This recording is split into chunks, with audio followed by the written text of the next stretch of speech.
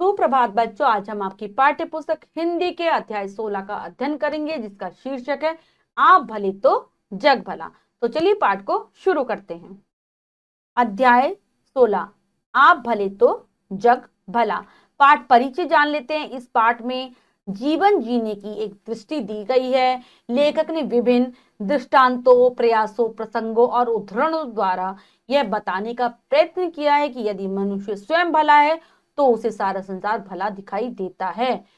तो इस पाठ में लेखक ने कोशिश की है कि हमें अपने जीवन को जीने के लिए एक राह मिल सके, एक दिशा मिल सके। क्योंकि अगर हम दूसरों के बारे में अच्छा सोचते हैं तो हमें स्वयं को अच्छा होना पड़ता है। लेखक ने विभिन्न प्रकार के उदाहरणों, प्रयासों और विभिन्न प्रकार के प्रसंगों को हमारे सामने प्रस्तुत किया है और बताने की कोशिश की है कि अगर हम भले हैं तो सब सारा संसार हमें अच्छा ही, भला ही दिखाई देगा। तो चलिए शुरू करते हैं पाठ और जानते हैं विस्तार पूर्वक इस पाठ के विषय में। एक विशाल कांच के महल में न जाने किधर से एक भटका हुआ कुत्ता घुस गया। कांच के हजारों टुकड़ों में अपनी शक्ल देखकर वह चौंका। उसने जिधर नजर डाली उधर ही हजारों कुत्ते दिखाई दिए। वह समझा कि ये सब उस पर टूट पड़ेंगे और उसे मार डालेंगे। अपनी शान दिखाने के लिए वह भौंकने लगा। उसे सभी को कुत्ते भौंकते हुए दिखाई पड़े। उसकी आवाज की प्रतिध्वनि उसके कानों में जोर जोर से आती। उसका दिल धड़कने लगा। वह और जोर से भौंका। सब कुत्ते भी अधिक जोर से भौंकते दिखाई दिए। आखिर वह उन कुत्तों पर झपटा, वे भी उस पर झपटे। बेचारा जोर जोर से उछला, कूदा, भौंका और चिल्लाया। अंत में गश खाकर गिर पड़ा। क्या कह रहे हैं कि ये जो संसार है वो किसकी तरह, एक कांच के महल के समान है। एक बार क्या होता है, एक कांच के महल में एक कुत्ता पता नहीं कहां से घूमते घूमते आ जाता है और वहां पर उस कांच के महल में चारों तरफ कांच ही कांच लगे होते हैं। तो उसे चारों तरफ अपनी शक्ल दिखाई देती है, वो चौंक जाता है। वो उन सारी में अपनी परछाइयों को देखकर सोचता है कि यहाँ पर बहुत सारे कुत्ते हैं। तो वो सोचता है कि इतने सारे कुत्ते मेरे ऊपर टूट पड़ेंगे, मुझे मार डालेंगे। और वो अपने आप को बहादुर दिखाने के लिए उन पर जोर जोर से भौंकने लगता है। तो क्या होता है, कांच में तो उसकी परछाई थी, उसकी प्रतिध्वनि जो वो बोल रहा था, भौंकता हुआ भौंक रहा था, तो सभी कुत्ते उसको ऐसा लगता कि सभी मेरे ऊपर भौंक रहे हैं। वो जितना तेज भौंक रहा था उतनी तेज वापस आवाज आ रही थी, प्रतिध्वनि आ रही थी। तो उसका दिल बहुत जोर जोर से धड़कने लगता है। उसे बहुत घबराहट सी होने लगती है कि सारे कुत्ते मेरे पीछे पड़े हुए हैं। वह बहुत जोर से, जितना जोर से भौंक रहा था, सभी कुत्ते और जोर से उस पर भौंक रहे थे। वह उन कुत्तों पर झपटने की कोशिश कर रहा था, उनको मारने की कोशिश कर रहा था। तो उसे ऐसा लग रहा था ये सारे कुत्ते भी उसके ऊपर झपट रहे हैं।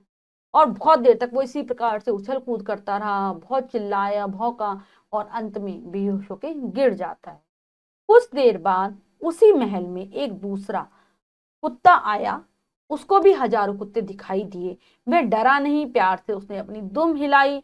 सभी कुत्तों की दुम हिलती दिखाई दी। वह खूब खुश हुआ और की ओर अपनी पूंछ हिलाता कुत्तों की ओर अपनी पूंछ हिलाता बढ़ा।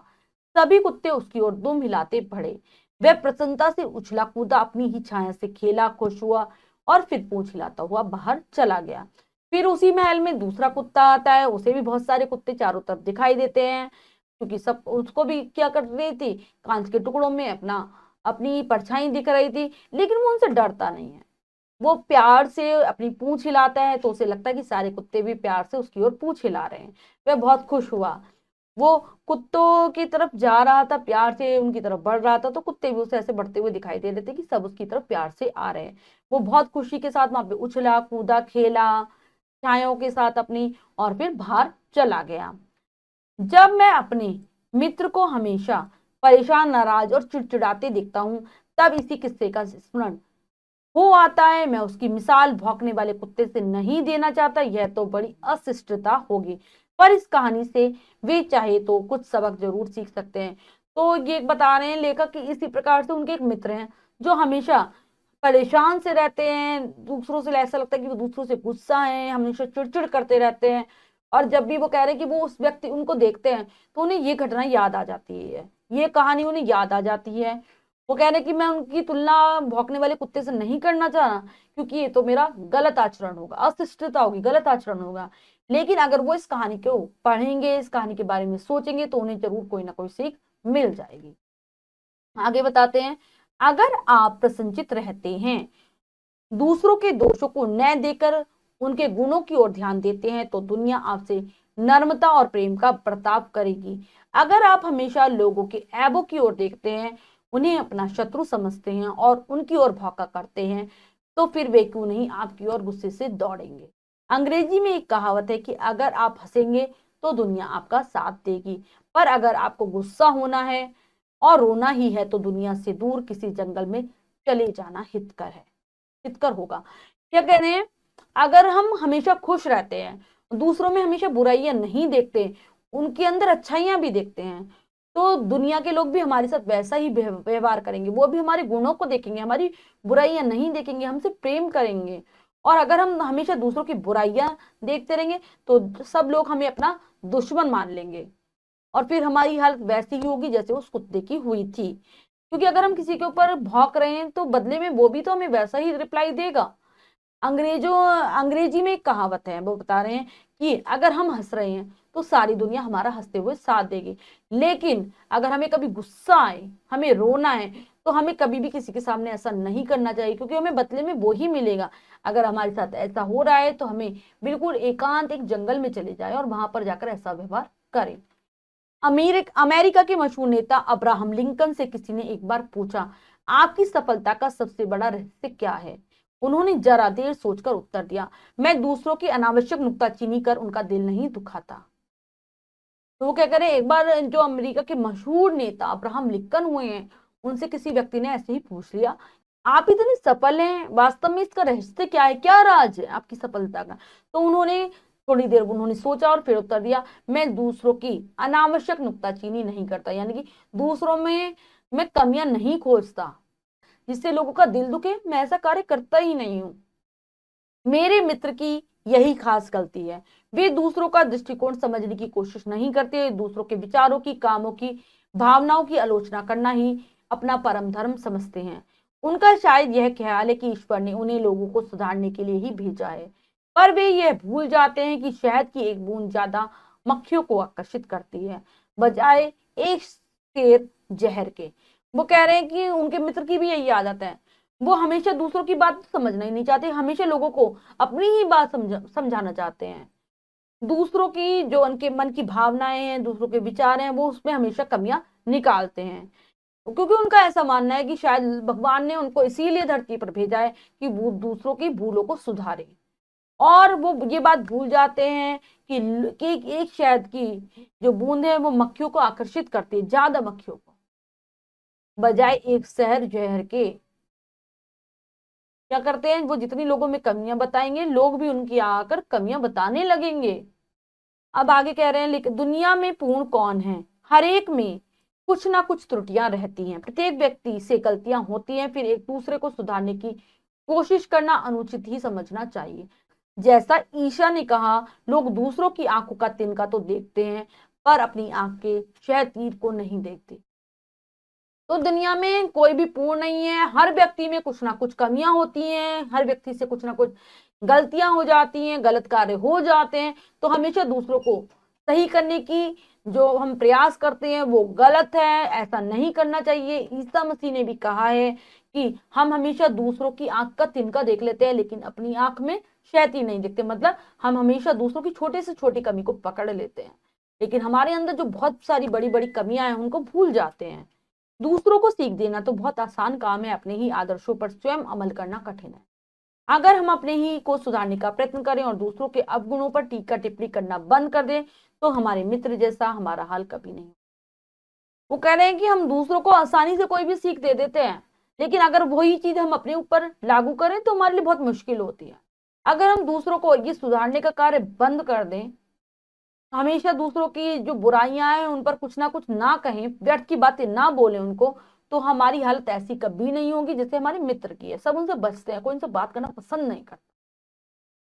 इसी सिलसिले में एक बात और, आप तो दूसरों की नुक्ताचीनी नहीं करेंगे ऐसी उम्मीद है, पर दूसरे ही अगर आपकी नुक्ताचीनी करना न छोड़े, तो मेरे मित्र अपनी बुराई या आलोचना सुनकर आग बबूला हो जाते हैं, भली ही वे दुनिया की दिन भर बुराई करते रहें। और एक दूसरी बात है कि मेरे मित्र की क्या आदत है, अगर कोई उनकी कमी बता देता है और उनकी कुछ कोई बुराई कर दे, उनके बारे में कुछ गलत टिप्पणी कर दे, तो वो एकदम आग बबूला हो जाते हैं, यानी कि उनको बहुत ज्यादा गुस्सा आने लगता है। दूसरों की एक बात कहना भी उन्हें अच्छा नहीं लगता, जबकि वो दिन भर दूसरों की बुराइयां करते रहते हैं। पर आपके लिए तो ऐसे मौके पर दादू की पंक्तियां गुनगुना लेना बड़ा कारगर होगा। निंदक बाबा वीर हमारा, बिन्ही कौड़ी बहे बेचारा, आपन डूबे और को तारे, ऐसा प्रीतम पार उतारा।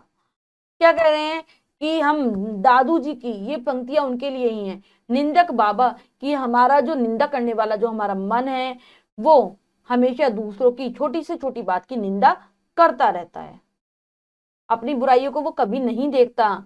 ऐसा लगता है वो अपने बारे में तो सब कुछ भूल गया है और औरों को इन चीजों से बाहर उबारना चाहता है, यानी कि खुद तो वो चाहे डूब रहा है, लेकिन औरों को उतार के पार ले जाना चाहता है। ये बात वो मतलब समझाने की कोशिश करें इन पंक्तियों से लेखक। अगर सचमुच कुछ त्रुटियां हैं जिनकी ओर निंदक हमारा ध्यान खींचता है, तो उन अवगुणों को दूर करना हम सभी का कर्तव्य हो जाता है। जिसकी ओर ध्यान दिलाया है उसका उपकार ही मानना चाहिए। वो कह रहे हैं कि हमें भी थोड़ा सा ये ध्यान रखना चाहिए, अगर कोई हमारी कमियों को बता रहा है, हमारे अवगुणों के बारे में चर्चा कर रहा है, तो हमारा एक कर्तव्य है, हमारा ये कार्य बन जाता है कि हम अपने आप को सुधारने की कोशिश करें। इसके लिए हमें बुरा नहीं सोचना चाहिए उसके लिए, और उसका उपकार मानना चाहिए अपने ऊपर कि उसने बताया कि हमारे अंदर ये कमियां हैं। एक दिन एक सज्जन से कुछ गलती हो गई। हमारे मित्र तुरंत बिगड़कर बोले, देखिए महाशय, यह आपकी सरासर गलती है, आइंदा ऐसा करेंगे तो ठीक नहीं होगा। बेचारे महाशय जी बड़े दुखी हुए, उनका अपमान हो गया। मन में क्रोध जागृत हुआ और वे बिना कुछ उत्तर दिए ही उठकर चले गए। दूसरे दिन मैंने उन महाशय जी से एकांत में कहा, देखिए गलती तो सभी से होती है, ऐसी गलती मैं भी कर चुका हूँ, दुखी होने का कोई कारण नहीं, आप तो बड़े समझदार हैं, कोशिश करें तो यह क्या बड़ी से बड़ी गलतियां सुधारी जा सकती हैं, ठीक है ना। एक दिन एक सज्जन थे हमारे साथ में ही, उनसे कुछ गलती हो गई, तो जो मेरे मित्र हैं जो हमेशा दूसरों की गलतियां खोजते हैं, वो बोले, आपकी ये सरासर गलती है, अगर आपने ऐसा करा तो आपके लिए बिल्कुल अच्छा नहीं होगा। उन्होंने एकदम से बोल दिया उनके मुंह पर, जिससे वो जो सज्जन थे वो बहुत दुखी हुए और उनका सबके सब में अपमान हो गया। उन्हें अच्छा नहीं लगी ये वाली बात, उनके मन में भी क्रोध आया, गुस्सा आया, लेकिन वो वहां से बिना कुछ कहे चले गए। दूसरे दिन जब मैं उनसे मिला तो मैंने कहा कि आपसे कोई बात नहीं, आपसे गलती हो गई, गलतियां तो सबसे ही होती है, मुझसे भी ऐसी गलती हुई है, लेकिन कोई बात नहीं, सारी गलतियां सुधारी जा सकती है क्योंकि आप बहुत समझदार हैं। उनकी आंखों में आंसू छलछला आए, बड़े प्रेम से बोले, जी हाँ, मैं अपनी गलती मानता हूँ, आगे भला मैं वही गलती क्यों करने लगा। पर कोई मोहब्बत से पेश आए तब ना, आदमी प्रेम का भूखा रहता है। तो उनकी मेरी बात सुनकर उनकी आंखों में आंसू आ गए। वो कहने लगे, मैं मान रहा हूँ कि मुझसे गलती हुई है, लेकिन ये बात प्रेम से भी कही जा सकती थी, प्यार से भी समझाई जा सकते थे, लेकिन तुम्हारे मित्र ने ऐसा नहीं किया, क्योंकि हर आदमी प्रेम चाहता है, प्यार चाहता है। जब सरदार पृथ्वी सिंह ने हिंसा का मार्ग त्याग कर अपने को बापू के सामने अर्पण कर दिया, तब बापू को बहुत खुशी और संतोष हुआ। तो सरदार पृथ्वी सिंह नाम के एक व्यक्ति की बात बताते हैं जो कि हिंसा करता था। जब वो अपने हिंसा के मार्ग को छोड़ देता है, यानी कि लोगों को बुरा करने वाले मार्ग को छोड़ देता है और महात्मा गांधी जी के सामने समर्पण कर देता है, तो महात्मा गांधी जी को इस बात से बहुत खुशी होती है। पर बापू जहां प्रेम और सहानुभूति के की मूर्ति थे, वे बड़े परीक्षक भी थे।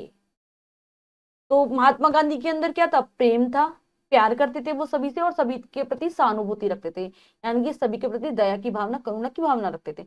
लेकिन वो परीक्षक थे, लेकिन सबको वो जांचना परखना भी जानते थे। उन्होंने कुछ दिनों बाद उन्होंने पृथ्वी सिंह से कहा, सरदार साहब, अगर आप सेवाग्राम में आकर मेरे आश्रम में रह सके, तभी मैं समझूंगा कि आपने अहिंसा का पाठ सचमुच सीख लिया है। पृथ्वी सिंह जरा चौंक कर बोले, आपका क्या मतलब बापूजी। तो वो कहते हैं पृथ्वी सिंह से कि अगर आप मेरे जो आश्रम है, मेरा सेवाग्राम, उसमें आकर आप रहने लगेंगे तो मैं मानूंगा कि वास्तव में आपने अहिंसा को अपना लिया है। तो इस बात से जो पृथ्वी सिंह है वो चौंक जाते हैं, वो कहते हैं आपका क्या मतलब है।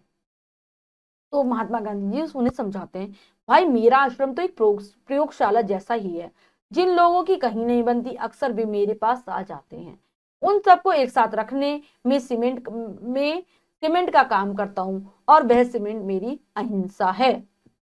वो कहते हैं महात्मा गांधी जी उससे कहते हैं मेरा आश्रम एक प्रयोगशाला की तरह है, जहां पर मैं ऐसे लोगों को रखता हूं जिनकी आपस में बिल्कुल नहीं बनती, और मैं उनको आपस में जोड़ने के लिए एक सीमेंट की तरह काम करता हूँ। ये जो सीमेंट है, जो मैं जोड़ने का जो एक कार्य कर रहा हूँ, यही मेरी अहिंसा है, यही मैं तुम्हारे अंदर देखना चाहता हूँ।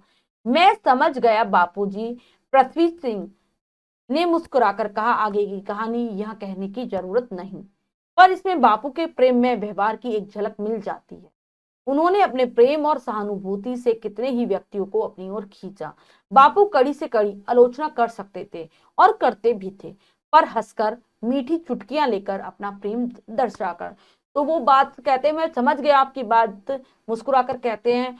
तो यहाँ पर लेकर कह रहा है कि इतनी कहानी की आवश्यकता है, मैं समझाने की कोशिश कर रहा हूँ कि अगर किसी व्यक्ति में अगर कमी भी होती थी तो जो महात्मा गांधी थे उसको इस प्रकार से समझाते थे कि उसको बुरा नहीं लगता था। वो उसकी आलोचना करते थे लेकिन प्यार भरे शब्दों में, कि अगर किसी की हमें कुछ कमियां बतानी है तो हमें उसके साथ रूखा व्यवहार नहीं करना है, हमें प्यार से भी हम उसकी कमियां बता सकते हैं, जिसको उससे क्या होगा, उसको अपने मन में अपनी गलती मानेगा और सुधरना चाहेगा। तो ये बात इसीलिए बताई है लेखक ने कि जो उनका मित्र है दूसरों की कमियां बताता है लेकिन बहुत गलत तरीके से बताता है। और गांधी जी का जो व्यवहार था वो एकदम प्रेम में था सबकी तरफ, ठीक है, वो लोगों को सुधारते थे लेकिन अपने प्रेम पूर्ण व्यवहार से। आगे बता रहे हैं, अमेरिका के मशहूर लेखक इमर्सन की एक घटना याद आती है। उन्हें गाय पालने का शौक था, इसलिए गाय और नन्हे बछड़े उनके मकान के पास एक कुटी में रहते थे। एक बार जोर की बारिश आने वाली थी, सभी गायें तो झोपड़ी के अंदर चली गई, पर एक बछड़ा बाहर ही रह गया। इमर्सन और उनका लड़का दोनों मिलकर उस बछड़े को पकड़कर खींचने लगे कि वह कुटी में चला जाए, पर जो जो उन्होंने जोर से खींचना शुरू किया त्यों त्यों वह बछड़ा भी सारी ताकत लगाकर पीछे हटने लगा। बेचारे इमर्सन बड़े परेशान हुए। इतने में उनकी बूढ़ी नौकरानी उधर से निकली। जैसे ही उसने यह तमाशा देखा वह दौड़ी आई और अपना अंगूठा बछड़े के मुंह में प्यार से डालकर उसे झोपड़ी की तरफ ले जाने लगी। बछड़ा चुपचाप कुटी के अंदर चला गया। तो एक और घटना बताते हैं कि अमेरिका के मशहूर लेखक इमर्सन थे, उन्हें गाय पालने का शौक था। उन्होंने अपने मकान के पास एक कुटी बना रखी थी जिसमें उन्होंने बहुत सारी गायें रख रखी थी। एक बार बारिश बहुत तेज आने वाली थी, गायें बाहर थी, तो उन्होंने सभी गायें तो मौसम देख के चली जाती हैं झोपड़ी के अंदर, लेकिन एक बछड़ा बाहर रह जाता है। इमर्सन और उनका लड़का बहुत कोशिश करते हैं उसको झोपड़ी के अंदर पहुंचाने की, लेकिन वो जाता नहीं है। वो उसे जितना जोर से खींच रहे थे वो भी पीछे की तरफ उनको खींच रहा था। तभी वहां से उनकी एक नौकरानी आती है, बूढ़ी नौकरानी, वो अंगूठा मुंह में लगाती है, बछड़े के मुंह में प्यार से देती है और उसे ले जाती है, आराम से प्यार से खींचकर उसे झोपड़ी के अंदर ले जाती है। वह अनपढ़ नौकरानी किताबें और कविताएं लिखना नहीं जानती थी, पर व्यवहार कुशल अवश्य थी। और जब सब जानवर भी प्रेम की भाषा समझते हैं तो फिर मनुष्य क्यों ना समझेंगे। तो वो अनपढ़ नौकरानी के बारे में कह रहे हैं कि वो पढ़ना लिखना नहीं जानती थी, कविताएं नहीं करना नहीं जानती थी जिस प्रकार से इमर्सन जानते थे, लेकिन वो इतना जानती थी कि जो जानवर है वो प्यार की भाषा समझते हैं। तो लेखक इतना ही कहना चाह रहा है कि जब जानवर प्यार की भाषा को समझता है तो मनुष्य क्यों नहीं समझेगा, इंसान क्यों नहीं समझेगा इस प्यार की भाषा को।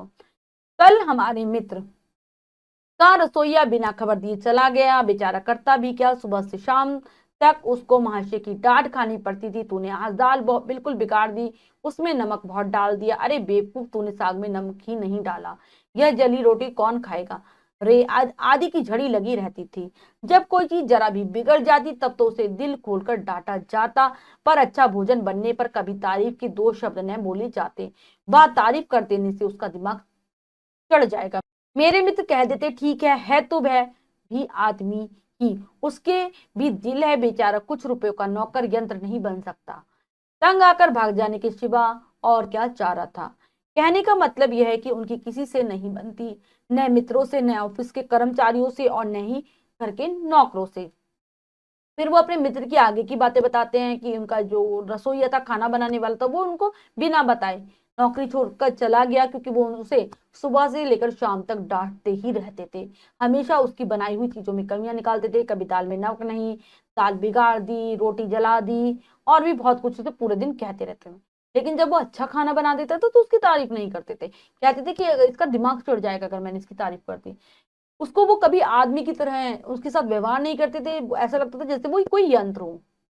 जबकि उसे समझना चाहिए था उन्हें कि वो भी आदमी है, उसके अंदर भी दिल है, वो भी भावनाओं को समझता है।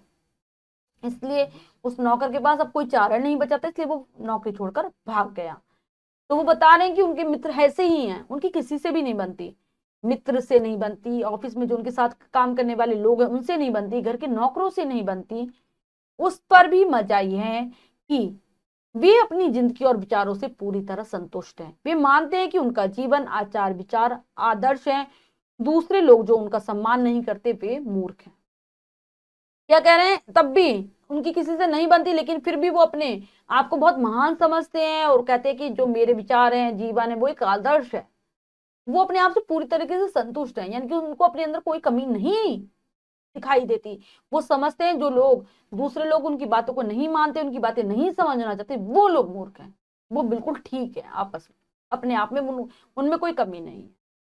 ग्रीस के महान संत सुकरात ने बड़े पते की बात कही थी, जो मनुष्य मूर्ख है और जानता है कि वह मूर्ख है वह ज्ञानी है, पर जो मूर्ख है और नहीं जानता कि वह मूर्ख है वह सबसे बड़ा मूर्ख है। जो हमारे ग्रीस के महान संत हुए हैं सुकरात जी, उन्होंने भी एक बात कही थी जो कि लेखक कह रहे हैं बहुत ही महत्वपूर्ण है, हमें जरूर जाननी चाहिए ये बात, कि जो मनुष्य मूर्ख है, यानी कि जो मूर्ख है और ये जानता है कि वो मूर्ख है, तो उसको ज्ञानी कहा जाना चाहिए, क्योंकि वो ये बात तो जानता है कि मैं कहां पर गलत हूं, मेरी क्या गलती है। लेकिन जो मूर्ख भी है और ये नहीं जानता कि वो मूर्ख है, यानी कि जो गलती कर रहा है और ये भी ना जाने कि उसने गलत चीज करी है, तो उससे बड़ा मूर्ख कोई नहीं हो सकता। कि वो सब कुछ गलत करता है लेकिन वो जानता नहीं कि वो क्या कर रहा है। अच्छा हो सुकरात के इस विचार को मेरे मित्र अपने कमरे में लिखकर टांग ले, पर उनसे यह कहने का साहस कौन करे। वो कह रहा है कि मैं तो यही चाहता हूं कि जो इस सुकरात ने ये जो विचार दिया है वो अपने कमरे में लिखकर टांग ले, लेकिन ऐसा कहने का तो कोई साहस ही नहीं कर सकता उनसे, किसी में ऐसी हिम्मत ही नहीं है। और लेखक हैं श्रीमान नारायण। तो इस पाठ का उद्देश्य यही है, सदैव सकारात्मक सोच रखना। यानी कि अगर हम, अंत में हम यही बात कह सकते हैं, अगर हम अच्छे हैं तो संसार अच्छा है, हम बुरे हैं तो संसार भी बुरा है। हमें दूसरों की कमियां देखने से पहले खुद की कमियों को जानना चाहिए। अब हम पाठ के शब्दार्थ कर लेते हैं। प्रतिध्वनि, गूंज परिवर्तित होकर आने वाली ध्वनि। फिर है अशिष्टता, असभ्यता, उज्जटपन।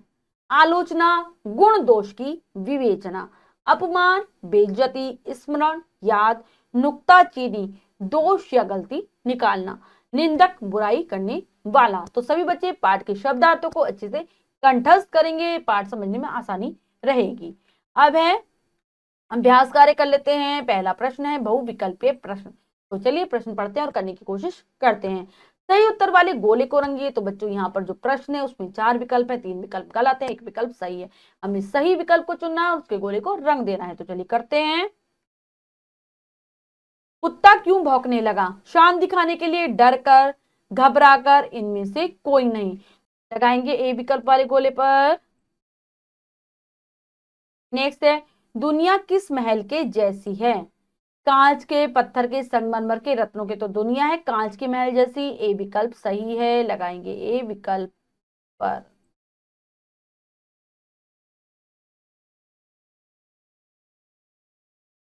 नेक्स्ट है प्रत्येक व्यक्ति में क्या होती है? अच्छाइयां, बुराइयां, गलतियां, सभी। तो प्रत्येक व्यक्ति में अच्छाइयां भी होती हैं, बुराइयां भी होती हैं, गलतियां भी होती हैं।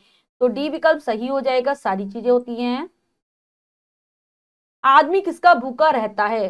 धन का, संपत्ति का, आभूषणों का, प्रेम का। तो आदमी रहता है प्रेम का भूखा, तो डी विकल्प सही है, लगाएंगे डी विकल्प पर। नेक्स्ट है नौकरानी क्या नहीं जानती थी? किताबें लिखना, कविताएं लिखना, ए एंड बी, इनमें से कोई नहीं। तो नौकरानी नहीं जानती थी किताबें लिखना और कविताएं पढ़ना, तो ए विकल्प सही है, लगा देंगे ए विकल्प पर। अगला प्रश्न करते हैं। लिखित प्रश्न लिखित वाक्यों में रिक्त स्थानों की पूर्ति कोष्टक में दिए उचित शब्दों से कीजिए। तो बच्चों यहाँ पर रिक्त स्थान दिए गए, यानी कि वाक्य दिए गए जो कि अधूरे हैं। कोष्टक में दो दो शब्द है, उनमें से एक शब्द सही है और एक शब्द गलत है। हमें उचित शब्दों के द्वारा इन वाक्यों की पूर्ति करनी है। तो चलिए करते हैं। सबसे पहला है उसकी आवाज, रिक्त स्थान उसके कानों में जोर से आती, से जोर जोर से आती। तो ध्वनि, प्रतिध्वनि, तो आ जाएगा प्रतिध्वनि, लिखेंगे प्रतिध्वनि। ध्वनि। नेक्स्ट है, यह तो बड़ी रिक्त स्थान होगी, शिष्टता अशिष्टता, तो क्या होगी? अशिष्टता।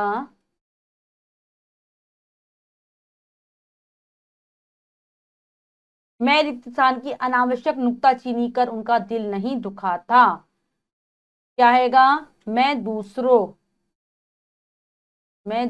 की, यानी कि उनके फालतू की उनको बातें नहीं बताता कि उनके अंदर क्या क्या बुराइयां हैं, ऐसा मैं नहीं करता। मेरा आश्रम तो रिक्त स्थान जैसा ही है, पुस्तकालय प्रयोगशाला तो प्रयोगशाला।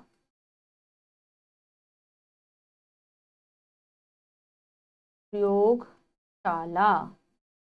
जानवर भी रिक्त स्थान की भाषा समझते हैं, प्रेम क्रोध तो प्रेम की भाषा समझते हैं जानवर भी। उसके बाद है निम्नलिखित वाक्यों के सामने पाठ के अनुसार क्रमांक लिखिए, निम्नलिखित प्रश्नों के उत्तर दीजिए। ये कार्य आपको स्वयं करना है अपनी अभ्यास पुस्तिका में। ध्यानपूर्वक पाठ को पढ़ेंगे तो इस कार्य को आप आसानी से कर लेंगे। तो बच्चों, आज हमने जाना पाठ के विषय में कि किस प्रकार से अगर हम खुद से अच्छे हैं, खुद दूसरों के साथ अच्छा व्यवहार करते हैं, तो सभी हमारे साथ अच्छा व्यवहार करते हैं। आप भले तो जग भला। आशा करती हूँ आपको यह पाठ अच्छे से समझ आ गया होगा। पाठ को फिर से उच्चारण के साथ जरूर पढ़ेंगे, अभ्यास कार्य को पूर्ण कर लेंगे और शब्दार्थों को याद कर लेंगे। मिलते हैं अगली कक्षा में नए पाठ के साथ। तब तक के लिए स्वस्थ रहिए, प्रसन्न रहिए। धन्यवाद।